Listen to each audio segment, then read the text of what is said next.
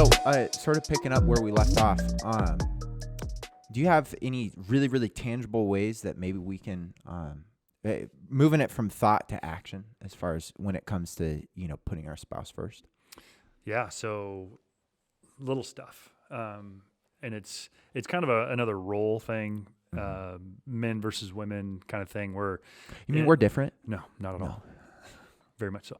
So it's the current video series that we're doing in our marriage group is this couple that did like 10,000 men and women separately asking a bunch of questions just about life and how they do things and learning that, they're very different, what they do. Yeah. And it's really being able to understand that simple things like, taking out the garbage, unloading the dishwasher, rinsing dishes, whatever little tasks around the house. Men seem to, me personally, I, for whatever reason, really like the pat on the back. Yeah. Is that because I'm a words of affirmation kind of guy from the 5 love languages? Maybe. But it seems like in the marriage groups we've done in the past, it's the same. Yeah. And like all guys kind of want that pat on the back where the wife is thinking, well, it's kind of our house, and we shouldn't we be doing that? And why would we need an approval of good job? But we do kind of need that. And there's also, again, going to do an Andy Stanley deal of an expectation. If it's an expectation, then it kind of loses some of its power or feel. Like if I just assume Troy's going to make dinner, she's a great cook. She's way better than I am, and she's really good at it. So if I never thank her for it, now it's an expectation. So now she should do that. I don't need to thank her because that's just what she does. Well, now she's unappreciated.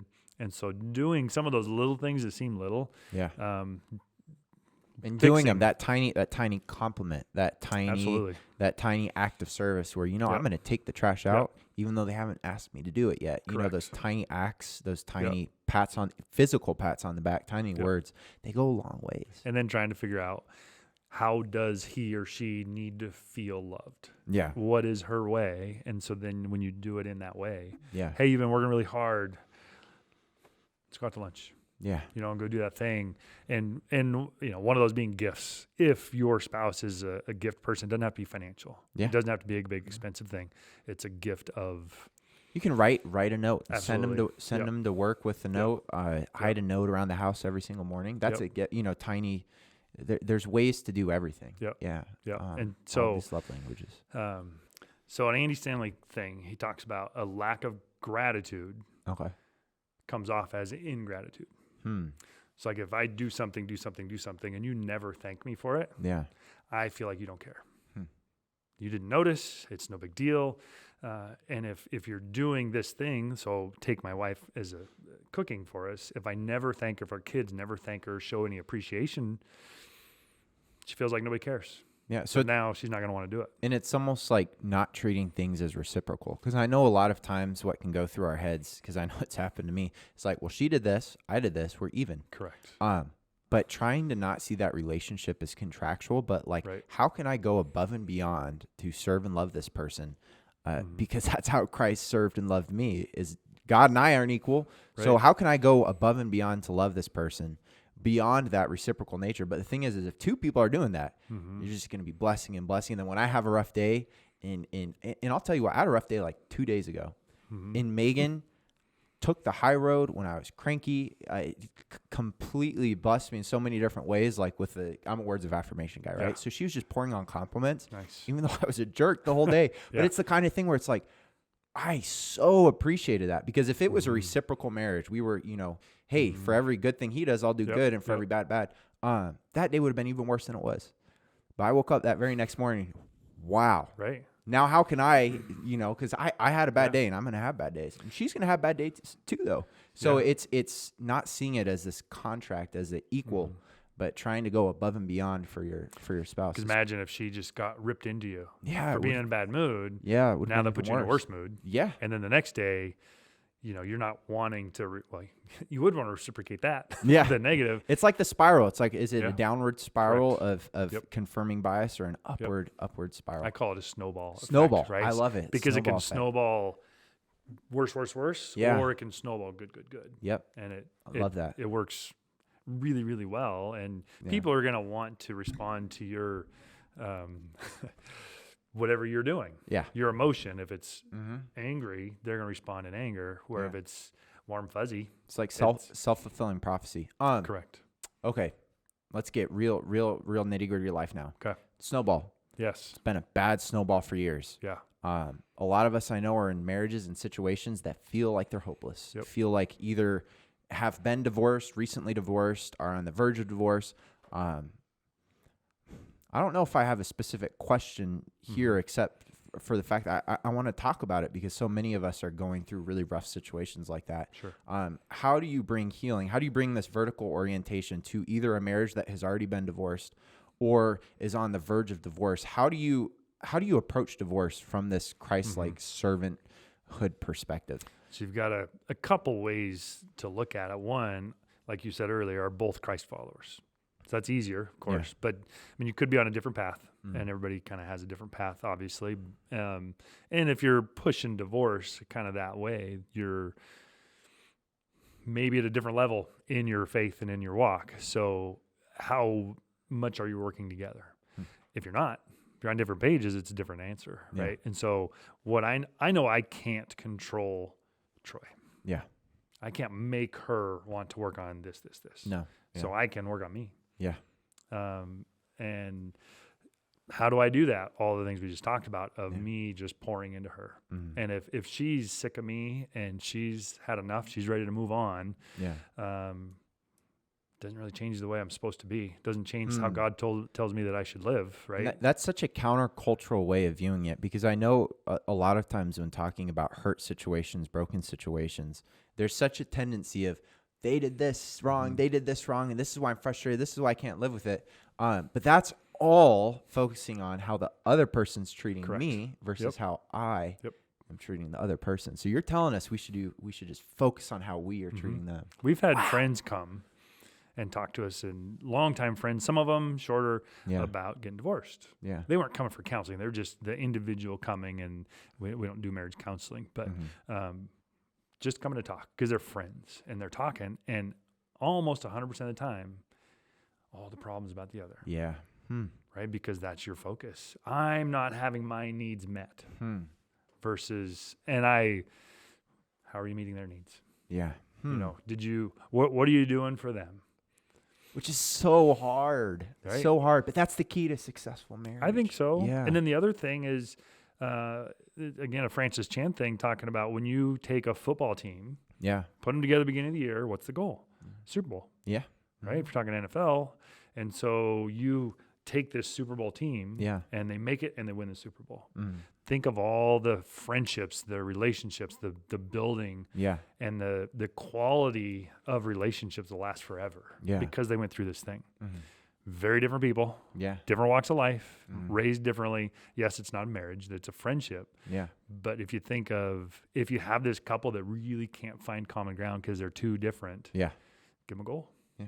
You know, what are you striving for? Go on a mission trip. Do some of these things that you can now. And if your goal is having this, again, Christ vertical orientation, if your goal is to be rock solid with God, to have, and you're both on that path, I don't think it's silly to think that you can find something to work out if you both are pursuing Christ together and that's your main goal. And that's a worthy goal to have. Right. Yeah. Go serve. Yeah. And worst case scenario, if it doesn't work out, you still got to serve. Yeah. You know, but if you think about a marriage in that stage, it's really tough.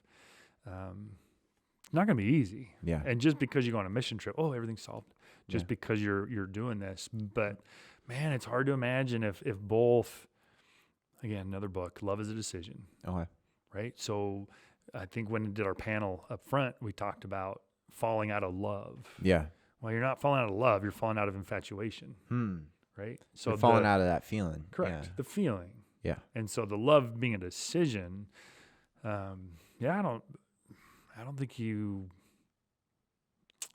can't sustain infatuation. Yeah. It's just not possible. But then if you really work on it. I mean, that's scientific that you can't sustain, like I was reading an article the other day for a sermon illustration on drug addiction and dopamine addiction. Our brains are literally calibrated to return back to normal. Like it's biologically wired into us that we go through this period of whether it's being in love, you know, and I don't know what chemical that is in our brain, whether it's serotonin or dopamine. Right. And yeah, it's pumping through us. Whoa, this is so exciting. Our brains are programmed to come back to normal, to come back to the median. And so what happens with how people get hooked to drugs is you keep taking more and more to get, because it takes more and more because the brain will consistently go back to even. We see the same thing in relationships too. Hey, I've been in a relationship with this person. I'm infatuated, but over time you return back to the normal. So love is a decision. It's not this feeling that you're supposed to feel forever. Yep. Yeah, which pops a lot of people's bubble, but it's the truth. Or they don't fulfill me. They don't make me happy anymore. Yeah. Who's in charge of making me happy? Not anybody else. Well, him, number one, but it's me. I'm the one in charge of my happiness. It's a choice, and that's kind of how I was raised too, of I'm in charge of whether or not I'm happy. And again, that's going to be in my relationship and staying committed to that. But again, being active. Yeah. And I'm a big reader, obviously, but Finishing Strong is another great book, and it's not about marriage specifically. It's about your relationship with Christ. Yeah. Of a lot of people, I'm kind of too old for that. Kind of been there, done that. I don't need to go to church. Whatever, I'll go home from work and she can do her thing. I'll do my thing. I'm good. Yeah. Where how healthy is that? And again, another Francis Chan thing. If there was a huge difference in the divorce rate for Christ followers, I'd say Christian, because everybody looks at the Christian church, and anybody that goes to church is a Christian, or if they say they are, they are. What if it was only 10%? And in my opinion, yes, God hates divorce. Yeah. But I think he hates mediocrity just as much. You have a marriage that... Preach it. Yeah. Right? Yeah. We're together for the kids. Yeah. Isn't that great? Well, no, it's not. I mean, it's great you're going to be together for kids, but... not the best school you can have out there. Because what are you teaching your kids? Yeah. I want my kids to see us happy, loving each other. Not perfect, messing up. Yeah, we mess up, and we talk about it, but I want them to see that I'm excited to come home to their mom. Yeah. And she's excited for me, and we enjoy going out on date nights, and we like to travel together, and we like being together. It's the same kind of psychology that putting the kids first ends up hurting the kids more than putting, it's this order that God has created us to have, where it's God, spouse, kids, and on and on. It's ingrained into our DNA. It's a part. It almost feels like a law of the universe that God has created. Yeah. This is the way that it's supposed to be. And we figure all this out in the Bible. So again, it's important, reading the Bible, going to church to understand all these deep things. And it feels like whenever it's out of whack, stuff happens. I want to go back to the infatuation. Yeah. A lot of times we think that that's the best feeling there is, but it's not. I've seen so many. So I'm thinking my grandfather recently passed away, and looking at in Image, they played a slideshow. In Image, he and my grandma were married for, they got married at 20 and 18. They were married for 50 years when he passed. The kind of thing where, I don't think they were infatuated at their 50 years, but this deep, reverberating, mature love for each other that can only come through this experience of serving God together, through this experience of loving each other, how they needed to be loved over time.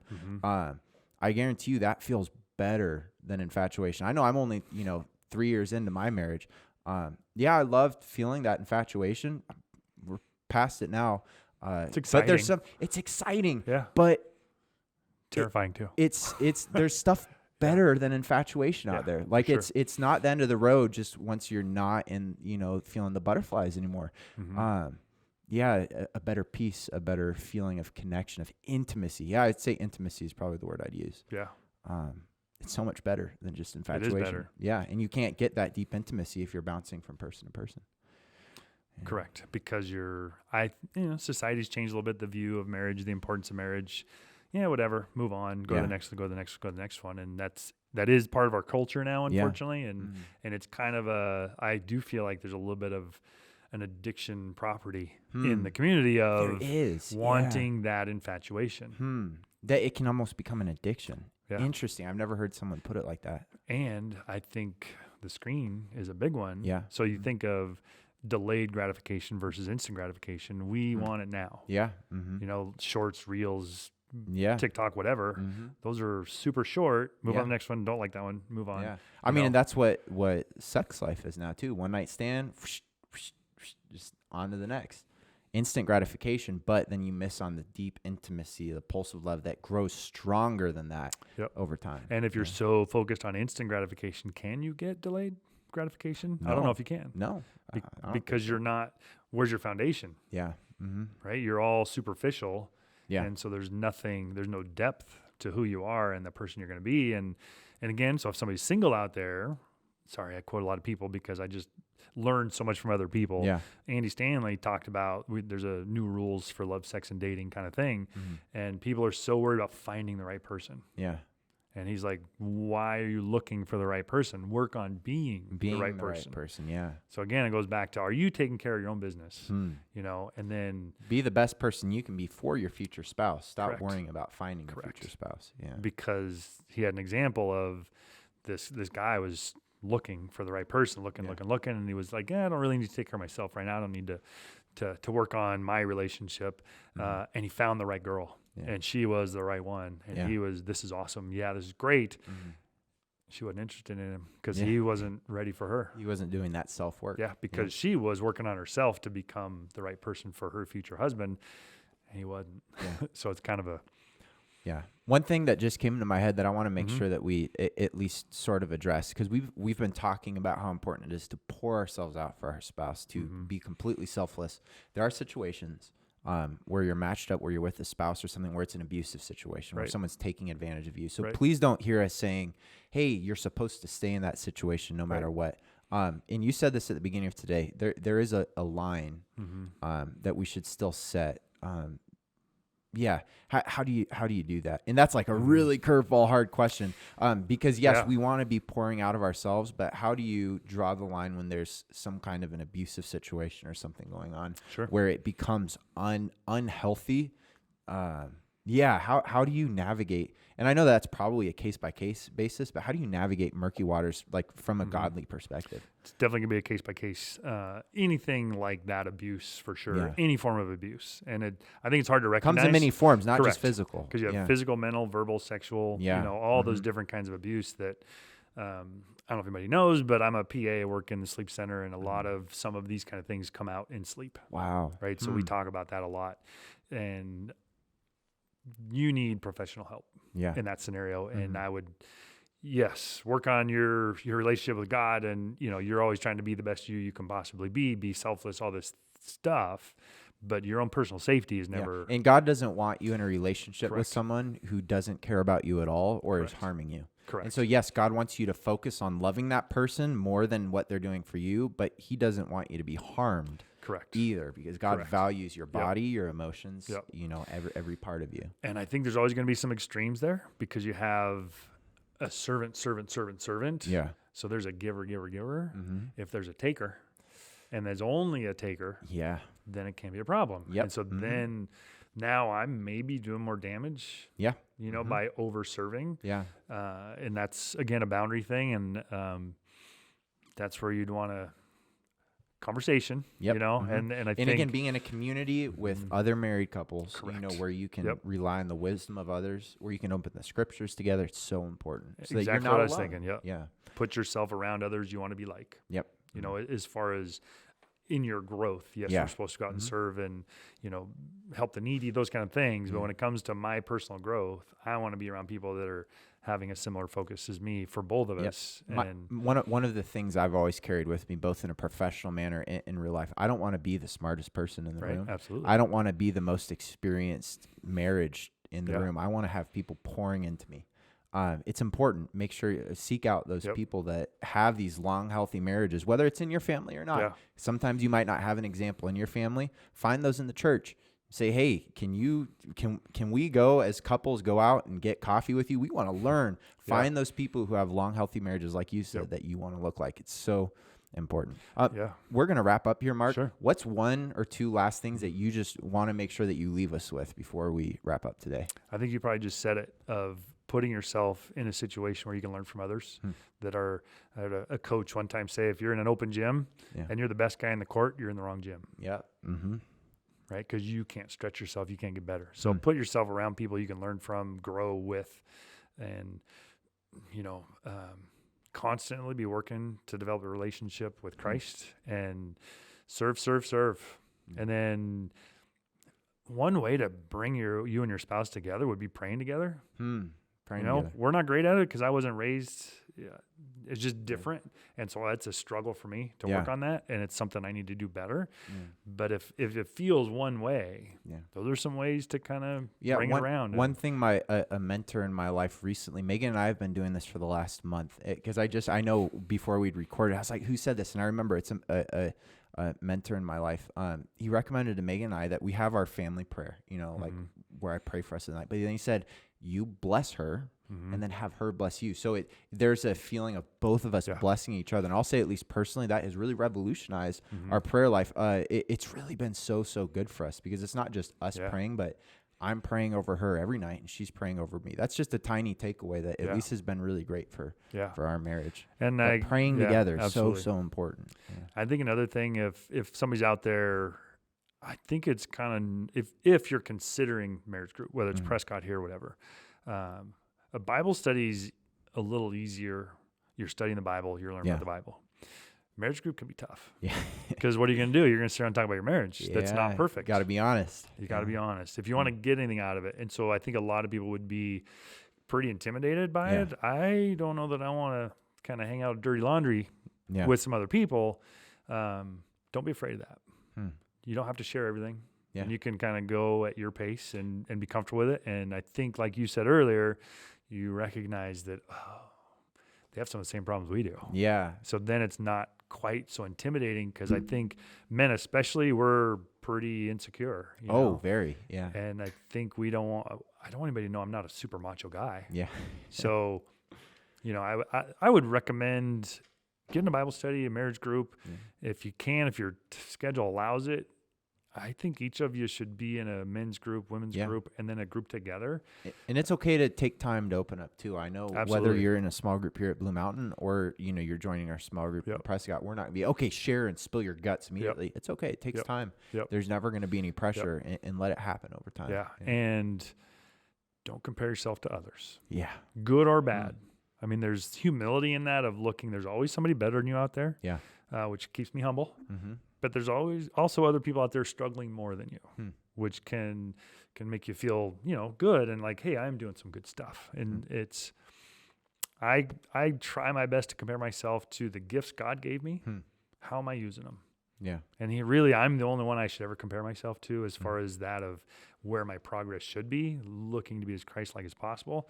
I can't compare myself to you, because we're not the same. We were raised different. We were given different gifts. And every marriage is going to look different. And so approaching marriage group, approaching the body of Christ, our fellow church members with that attitude is going to take us a long way. Yep, absolutely. Thank you so much for joining us, Thanks, Mark. Appreciate it. Appreciate it. Yep.